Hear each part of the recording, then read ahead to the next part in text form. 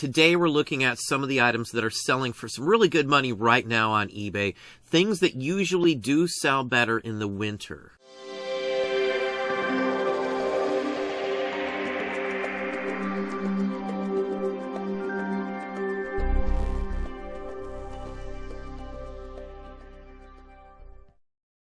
Hey, it's Don. Today we're going to look at some of the items we've been selling right this minute, what's been going well for us, what's been flying off the shelf. So for us, one of the best times of year to sell music, vintage music that's either on reel-to-reel or a record, goes very well in the winter. It's one of the easiest times to sell stuff like that.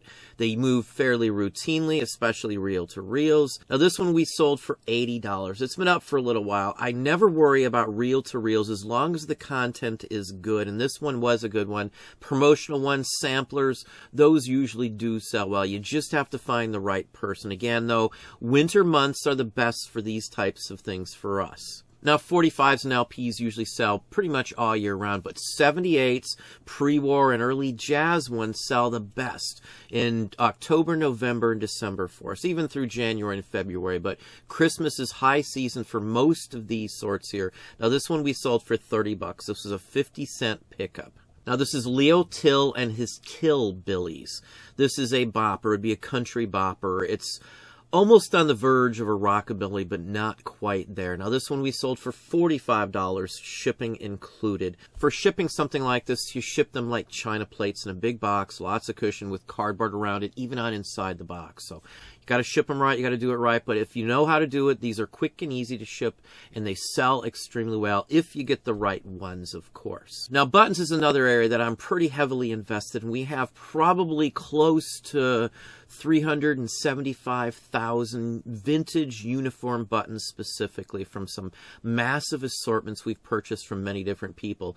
We routinely sell them. On a given day, we can sell dozens of just buttons for some very good money. In some weeks, we've sold thousands of dollars in just buttons as well. Now, this one sold for $70, $70 on this one here. It has a mermaid of sorts on here. I know there's another technical name to it, but that's the gist on it. It's early, it's British, it's a livery button, which is basically like a private business or company, so to speak. They may have run stables or some sort of other activity. Now here's another button, and this is the POD, Post Office Department, early postal service item here, and this is for railway mail service. They had mail cars on trains. Basically, an entire full-size car was used just to sort and transport mail. They even ran some at World's Fairs and places like that, too. I do believe the 1933 Chicago World's Fair ran one also. This is an early one from the 1870s or 80s.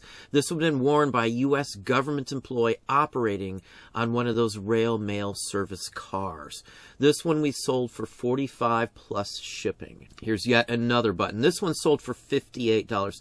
Now, on average, I have literally pennies in each one of these because I've bought them from massive assortments. A couple came from some companies that made these that went under 100 plus years ago, and these have been sitting in warehouses for over 100 years. But all in all, there are many places I can get this sort of thing pretty much most days of the week. Antique malls in general, big giant antique malls, are one of the best places to find loads of vintage buttons where you can pick and choose what you want. Christmas cards, obviously, we're almost to Christmas time. This is a lovely prang with an angel flying over a city chapel.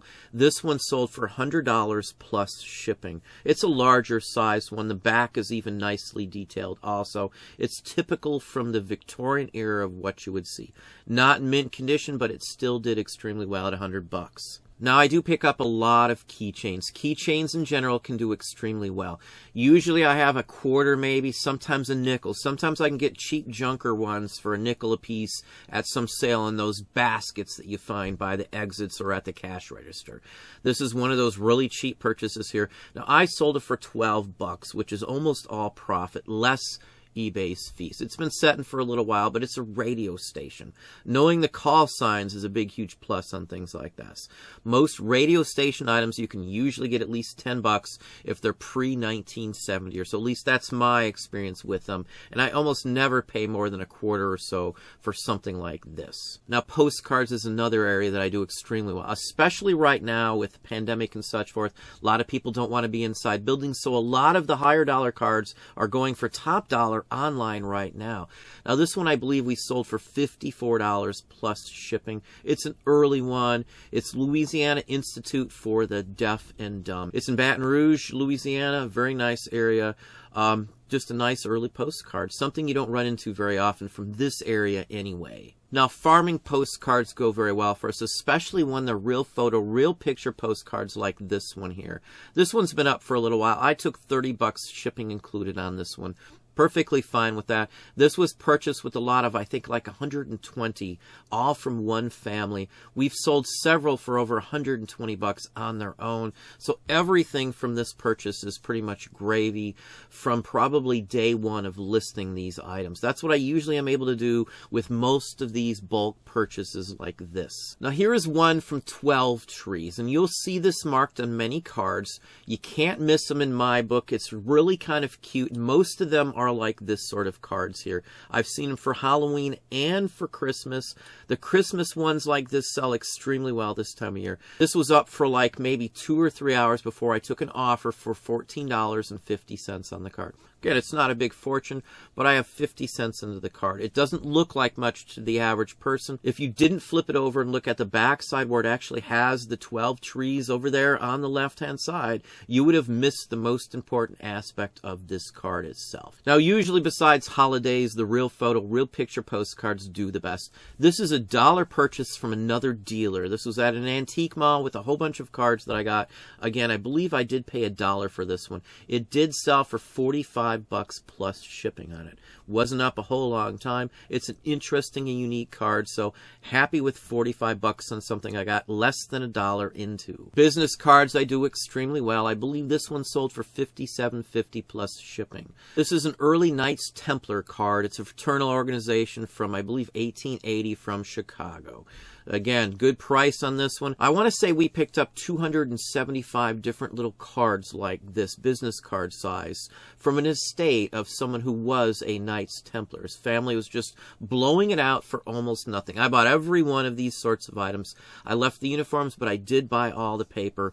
Usually sells better that way also. Photos I do extremely well, and this is a cabinet card. Now, this has been up for a while. I actually showed this one in a haul. I paid $1 for this one here. The card isn't so great, but the image itself is really unique, really nice image here. It's actually hand-colored, but it's a little faded, so it's hard to tell in that aspect. Now, this is from Ohio. There's some writing on the back that states that one of the long, I guess, ocean liner cargo ships, maybe it's a Kohler or something like that.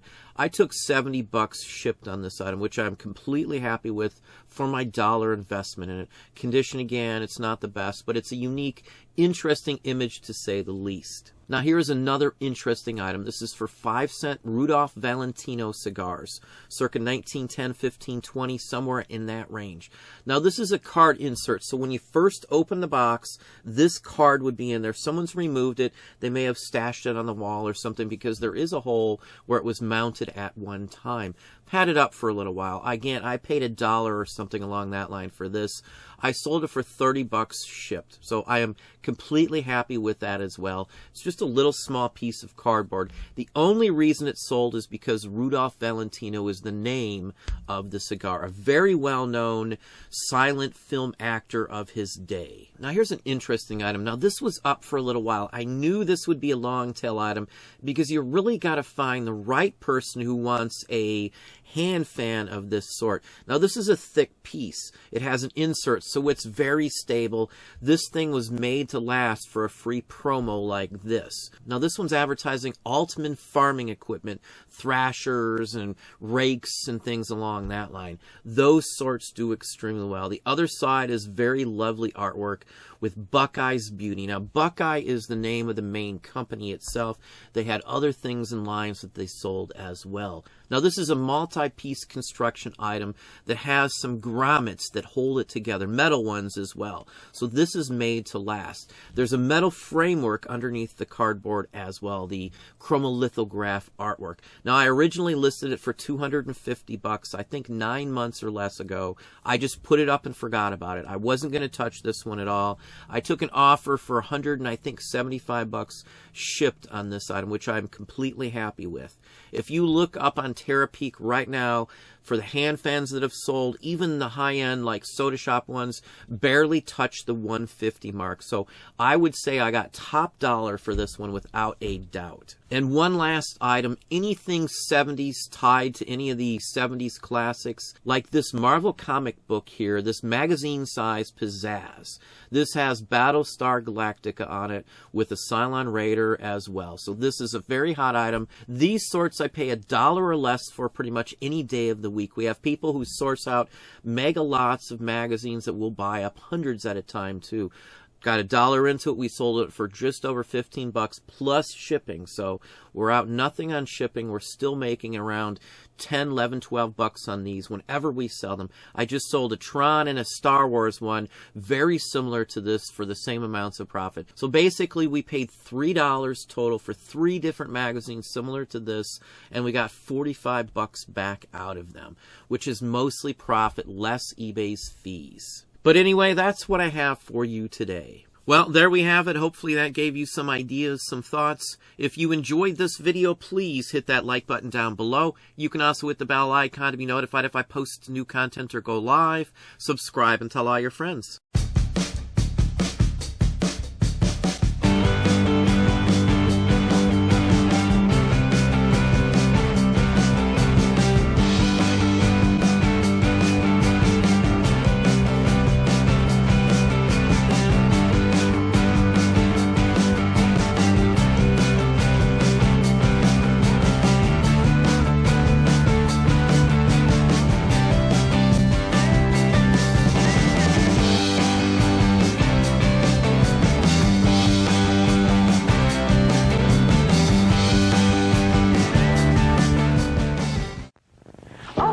America, Burger Chef's got thick, juicy, terrific burgers for you. 100% all beef. We really work hard to serve them hot and delicious, so you can take them to our works bar and make them taste even better, the way you want them. You're gonna love our burgers.